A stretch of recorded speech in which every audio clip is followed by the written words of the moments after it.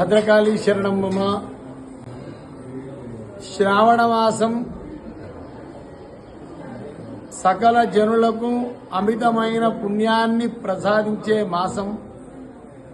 ఈ శ్రావణ మాసం అంతా శివారాధన జరపడం వల్ల సకలమైన దురితములు తొలగిపోయి సకలైశ్వర్యములు సంప్రాప్తమవుతాయి.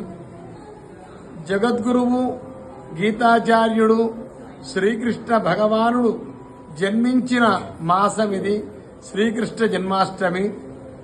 శ్రీకృష్ణ జన్మాష్టమి వ్రతం 100 జన్మల పాపాన్ని పోడగొడుతుంది. అట్లాగే పవిత్రోత్సవం జరుగుతుంది శ్రావణ పౌర్ణమి నాడు. ఆనాడే రక్షాబంధనం. రోజూ చేసుకోకూడదు రక్షాబంధనం, ఎప్పుడు పడితే అప్పుడు. శ్రావణ పౌర్ణమి నాడే చేసుకోవాలి అని భవిష్య పురాణం చెప్పింది.